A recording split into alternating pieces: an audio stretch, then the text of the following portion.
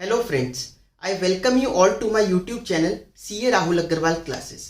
Friends, हम लोग class 11th की अकाउंट्स का डेप्रिसिएशन चैप्टर पढ़ रहे थे। मैंने आप लोगों को स्ट्रेट लाइन मेथड में अगर मशीन का कोई पार्ट बिकता है तो वो डिस्कस करवा दिया था। हमने किया था जिसमें 1/3 ऑफ मशीन वो आगे चलकर बेच रहे हैं, तो उसको अलग अलग करके चलेंगे, ये हम लोगों ने डिस्कस कर लिया था। आज की क्लास में आगे बढ़ते हुए हम लोग रिटर्न डाउन वैल्यू मेथड पर चलेंगे। उससे पहले मैं स्ट्रेट लाइन मेथड का एक क्वेश्चन डिस्कस करूंगा और फिर हम WDB मेथड का क्वेश्चन करेंगे। ठीक है फ्रेंड्स, तो शुरू करते हैं विदाउट वेस्टिंग टाइम। आप लोग प्लीज वीडियो को लाइक, चैनल को सब्सक्राइब और अपने फ्रेंड्स के साथ शेयर जरूर कर दीजिएगा। ठीक है, आइए शुरू करते हैं। देखिए क्वेश्चन नंबर 12 जो है TS ग्रेवाल का 12वें क्वेश्चन में क्या हो रहा है, मैं ये पूरा डिस्कस नहीं करवा रहा, सिर्फ आपको एक बात बता रहा हूं। कोई डाउट आए तो आप कमेंट में डाउट पूछ सकते हो मुझसे। 1 अप्रैल 2010 को इन्होंने 1,20,000 रुपए की मशीन खरीदी है। ठीक है, 1,20,010 को 1,20,000 की एसेट खरीदी। आगे चलकर जब आप क्वेश्चन आगे पढ़ोगे तो 1 जनवरी 2013 को उस एसेट का एक पार्ट जो 20,000 का था वो बेच दिया। समझ में आया? वैसे तो ये पूरी एसेट कितने की है, 1,20,000 की, बट इस 1,20,000 में से आगे चलकर 1 जनवरी 2013 को आप 20,000 वाला पार्ट बेच रहे हो। जब आप क्वेश्चन पढ़ोगे तो 20,000 का पार्ट आगे चल के बेच रहे हैं। तो शुरुआत से ही हम क्या करेंगे, जब 1 अप्रैल 2010 को एंट्री कर रहे होंगे टू बैंक, हम 2 असेट मान के चलेंगे, एक 20 की और एक 1,00,000 रुपए की। 20,000 और 1,00,000 ये 2 करके चलेंगे, फिर बाकी नॉर्मल है क्वेश्चन। जब कहे 1 जनवरी 2013 को बेच दो तो आप पहली वाली मशीन बेच देना, जो पहली वाली एसेट आपने 20,000 की बनाई है उसको बेच देना। समझ में आ गया? इस तरीके से चलेंगे। मतलब कहने का ये है, पिछली क्लास में उसमें 1/3 लिख दिया था जो डिस्कस किया था, अब वो 1/3 की जगह अमाउंट दे दिया कि वो 20,000 का है, तो ठीक है 20 और 1,00,000 अलग अलग करके चल लो। ठीक है, सिंपल है ना। आइए नेक्स्ट मेथड पर चलते, रिटर्न डाउन वैल्यू मेथड, जिसका नाम रिड्यूसिंग बैलेंस मेथड भी है, डिमिनिशिंग बैलेंस मेथड भी है। ये मेथड ज्यादा सिंपल है, आप देखना इसमें कैलकुलेशन ज्यादा सिंपल लगेगी आपको। ठीक है, होता क्या है इसमें, आपको स्टार्टिंग में जब पहली क्लास ली थी मैंने डेप्रिसिएशन की, तब बताया था रिटर्न डाउन वैल्यू मेथड कहता है कि जो डेप्रिसिएशन, पिछला डेप्रिसिएशन माइनस करने के बाद नई वैल्यू आई उस पर लगाओ डेप्रिसिएशन। रिटर्न डाउन वैल्यू पर डेप्रिसिएशन लगाओ, इसीलिए इसका नाम WDB मेथड है। जो राइट डाउन करके नई वैल्यू आई ना, जैसे 1,00,000 है उस पर 10,000 का डेप्रिसिएशन लगा, कितने की रह गई, 90,000। तो अगली बार जो डेप्रिसिएशन लगेगा वो किस पे लगेगा, 90,000 पे, तो 9,000 लग गया। फिर कितने की रह गई, 81,000 की, अब 81,000 पे लगाओ 10%, 8100, ऐसे चलता रहेगा। समझ में आई बात? आइए एक क्वेश्चन करके देखते हैं, तभी आपको और ढंग से क्लियर होगा।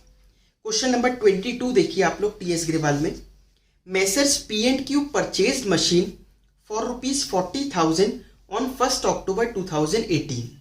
1 अक्टूबर 2018 को यह मशीन खरीदता है 40,000 रुपए की। Depreciation is provided at the rate of 10% per annum on diminishing balance. Depreciation 10% per annum provide करना है रिड्यूसिंग बैलेंस मेथड। ऑन 31 जनवरी 2021, 31 जनवरी 2021 को 1/4 of the machine was found unsuitable and disposed of for ₹5,600। ये जो हमने मशीन खरीदी 40,000 की, इसका 1/4 हिस्सा सुटेबल नहीं था और उसको चलकर हमने बेच दिया। कब बेचा है, 31 जनवरी 2021 को। तो इसका मतलब आगे चल के हम 1/4 पार्ट बेच रहे हैं तो अलग अलग कर दो, 1/4 अलग कर दो, 3/4 अलग कर दो। 40,000 का 1/4 होता है 10,000, तो 10,000 अलग, 30,000 अलग। समझ में आया? On the same date new machine at a cost of 15,000 was purchase. उसी दिन एक और मशीन खरीद ली 15,000 रुपए की। किस दिन, 31 जनवरी 2021 को ही। Write up the machine account for the year ended 31st March 19, 20 and 21. Accounts are closed on 31st March each year. 31 मार्च को ये लोग अकाउंट्स को क्लोज करते हैं। स्टार्ट करते हैं एंट्री करना, एक एक करके समझते हैं। WDB का पहला क्वेश्चन कर रहे हैं इसलिए बेस स्ट्रॉन्ग करते हैं। 1 अक्टूबर 2018 को 40,000 की खरीदी थी, तो 2018 1 अक्टूबर टू बैंक अकाउंट, हम इसको 2 मान लेंगे।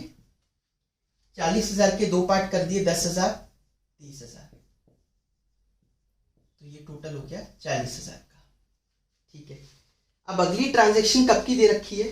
अब तो सीधा ट्रांजैक्शन 31 जनवरी 2021 की दे रखी है, उससे पहले कुछ दे ही नहीं रखा, क्वेश्चन में नहीं दे रखा ना। तो पहले तो ये साल क्लोज करेंगे। ये साल कब खत्म होएगा? ये खत्म होएगा 2019 31 मार्च। तो तब डेप्रीसिएशन लगाओ साल के एंड में बाय डेप्रीसिएशन अकाउंट। फर्स्ट पर कितना लगेगा? देखिए 10,000 की थी, रेट क्या है? डेप्रीसिएशन का रेट है 10%। 10,000 की थी, 10% कितना होता है? 1,000।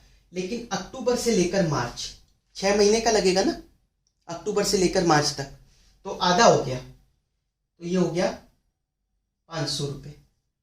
सेकेंड 30,000, 10% होता तो 3,000, आधा हो गया तो 1,500, वरना आप निकाल के देख लो 2,000 रुपये। 31 मार्च बाय बैलेंस कैरी डाउन लिखते हैं, फर्स्ट का सेकेंड का। 10,000 की साल के शुरू में थी, मतलब जब खरीदी, 500 रुपये डेप्रीशिएट हो चुकी, तो कितनी वैल्यू रह गई? 9,500। 30,000 की शुरू में थी, 1,500 डेप्रीशिएट हो गई, तो वैल्यू कितनी रह गई? 28,500। तो ये कितना हो गया? 38,000। तो 40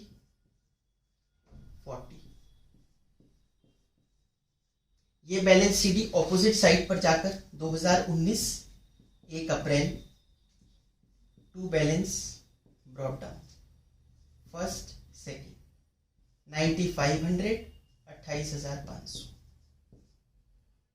38,000।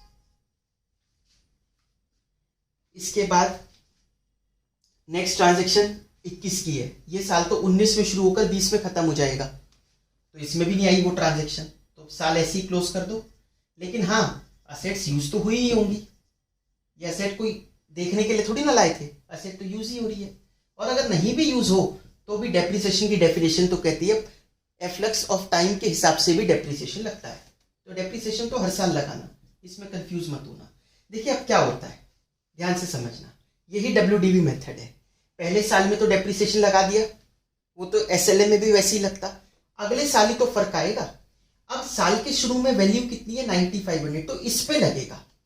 जो आप डेप्रिशिएट करके नई वैल्यू ला रहे हो, इस पे लगता है।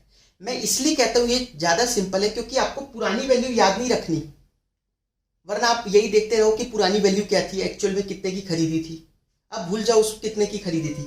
9,500 की साल के शुरू में उस पे लगा दो पूरे साल का 950, 28,500 पर 2,850, तो ये हो गया 3,800 रुपीज का डेप्रिसिएशन।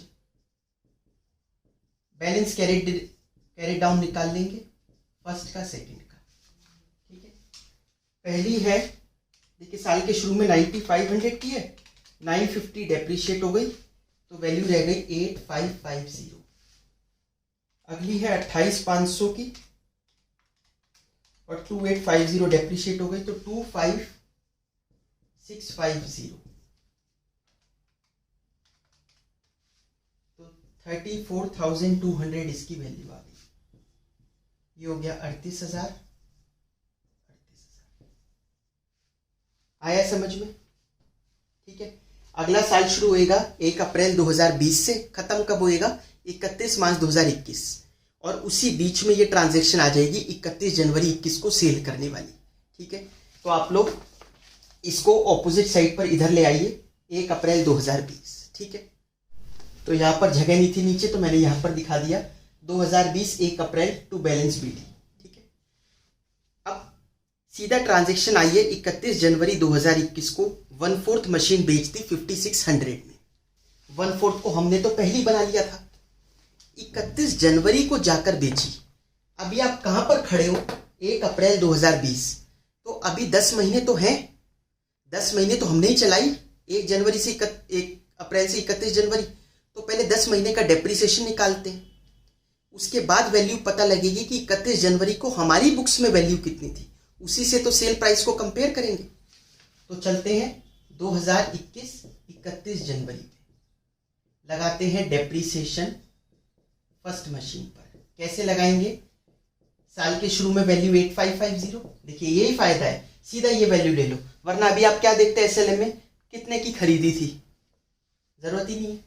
10% इंटू कितने महीने हो गए? ये 10 महीने। ठीक है, तो 855 10 डिवाइडेड बाई 12, ये हो गया 712.5 है, या तो 712 ले लो या 713 ले लो, 713 ले लेता हूँ। बाय बैंक अकाउंट बेची कितने में है, ये बेची है 5600 रुपीज में हमने, ठीक है 5600 में बेची। उस दिन वैल्यू थी कितनी, जिसको हम लोग बुक वैल्यू बोलते हैं। तो बुक वैल्यू की अगर हम बात करें 31 जनवरी को बुक वैल्यू 8550 साल के शुरू में है।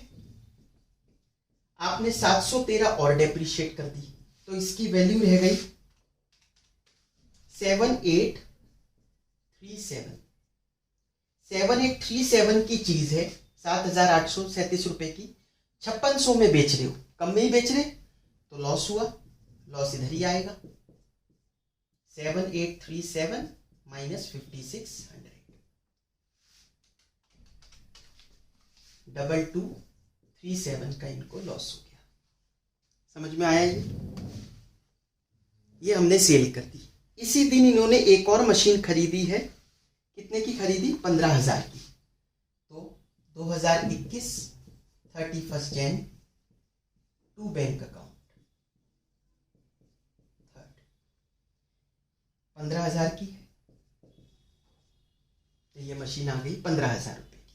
अब और कोई ट्रांजैक्शन नहीं दे रखी, साल को क्लोज करिए। 20 में शुरू हुआ था तो 21 में खत्म होएगा 31 मार्च बाय डेप्रीसिएशन। आप बताइए डेप्रीसिएशन किस किस एसेट पर लगेगा, सेकंड और थर्ड पर ही। फर्स्ट पर तो मत लगा देना, फर्स्ट तो बिक ही चुकी। सेकंड 25650 की है साल के शुरू में, तो 25 लगा दो, सीधा 10% हो गया। तीसरी 15,000 की है, लेकिन बीच में खरीदी है 31 जनवरी को, तो डेप्रीसिएशन 15,000 इंटू 10/100 सिर्फ 2 महीने का ही तो लगेगा, है ना, फरवरी और मार्च। 31 जनवरी को तो आई है, जनवरी के महीने में भी नहीं थी, मतलब 1500 इंटू 2, 250 रुपए का डेप्रीसिएशन लग गया, ठीक है। 2815 हो गई इसकी डेप्रीसिएशन की टोटल वैल्यू। बैलेंसेस निकाल लेते हैं, by balance carry down. First तो आएगा नहीं, फर्स्ट तो जा चुकी मशीन। सेकंड और थर्ड, सेकंड 25650 की थी, 25650 साल के शुरू में थी, 2565 डेप्रीशिएट हो चुकी, तो 23085 इसकी वैल्यू साल के एंड में रह गई। थर्ड हमने 15,000 की खरीदी थी, 250 रुपये डेप्रीशिएट हो गई, 14750, तो टोटल हो गया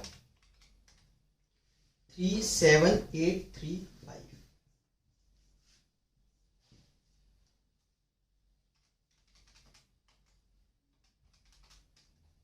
49,200। आई होप आप लोगों को ये चीज़ क्लियर हुई होगी।